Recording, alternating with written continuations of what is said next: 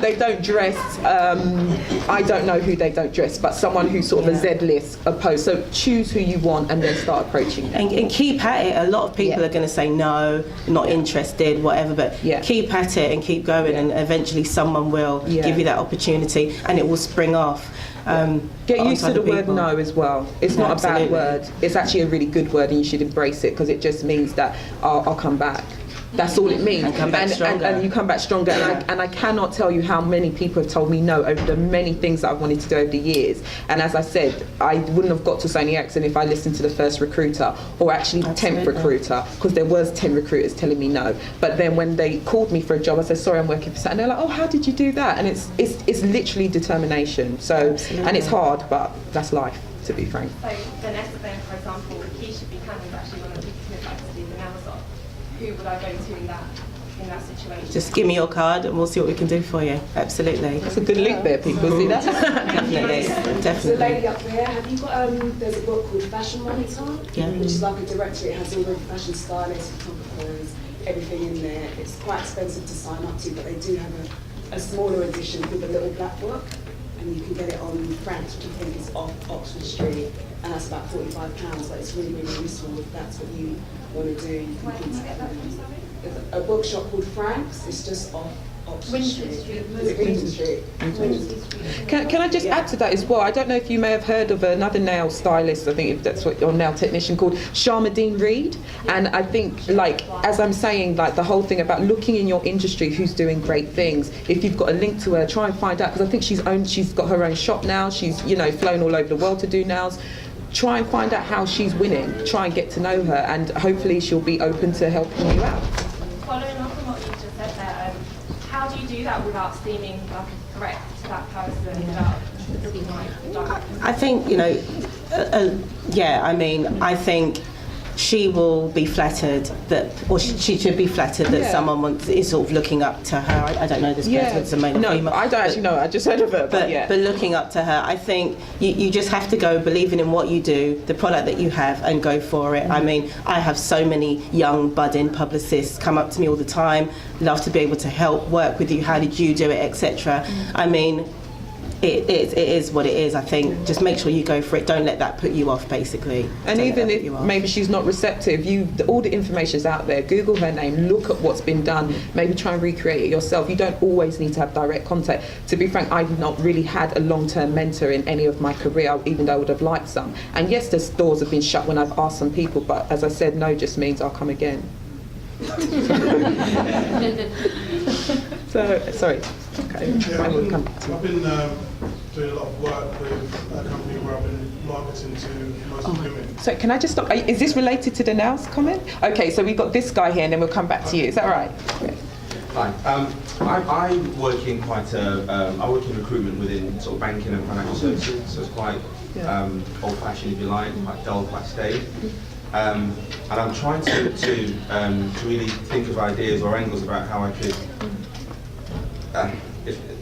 help me stand out from the crowd without, sticking out a full-page advert in the FT, which will break my business, basically. Yeah. So how do I try and do that within what is quite a staid and old-fashioned type of? So what we can see there, as you said, you've really looked at what your market is. I would say if they're bankers and IT.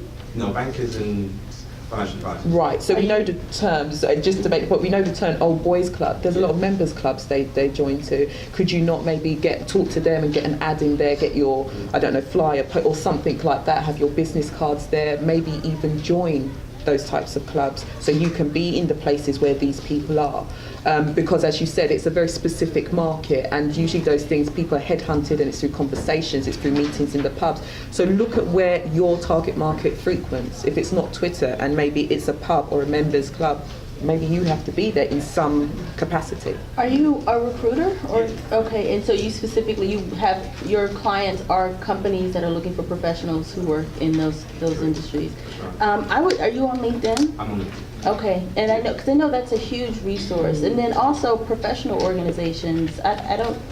I'm sorry, I don't know this city as much, but I know that there may be some like trade or professional organizations that have events or have networking events that you could be either. You don't even have to become a member necessarily. You could just sort of go to some of their events and network and meet people that way. Because I'm sure, I mean, there are enough people. Because are you looking to use this as a tool to get more potential people looking for jobs or more clients on the business side? Well, what I want to do is I want to stand out from the crowd. Yeah. So I want within my industries, it's we tend to do what we did last year and the year before, and everyone does. So it's very difficult for me to try and establish something which is new or innovative or that people are actually going to stand up and pay attention to, because I can't compete with the Hazel Reeds or Michael Pages of the worldwide.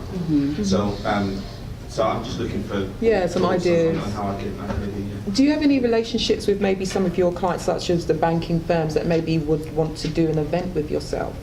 An open day of sorts, and I'm not talking about a sort of room with stalls. I'm talking about something that would be really, targeted at the types of people that you're dealing with. Is there a way that you could maybe work with them and sort of maybe approach UBS and say, look, could we maybe do this event together? Maybe it's in your, your not your chambers, but it's in your. I don't know what banks have, but wherever, it's within their premises, and you could, maybe start looking at those kind of things. Yeah, unfortunately, those things cost money.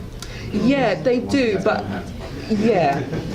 It's an investment. It's an investment. It's an investment. And I think sometimes, I don't know how much money. I mean, I think everything can always be done quite effectively, if you know what I mean, cost effectively. And I mean, really, if it's UBS's building, you don't need to pay for the hire. It really is catering, and I'm sure they would have some kind of budget for that. But do you specialize in any specific? I mean, those are the industries, but say, do you want to be positioned as a resource to these companies, banking companies, financial services companies, to have a great pool of?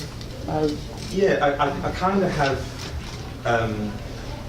Actually, where I am is that as I'm looking to go from an okay-sized company to a much bigger company by increasing initially our profile, and once the profile is hopefully then increased, then focus on how we can turn that profile into business and into income. But it's just, apart from writing blogs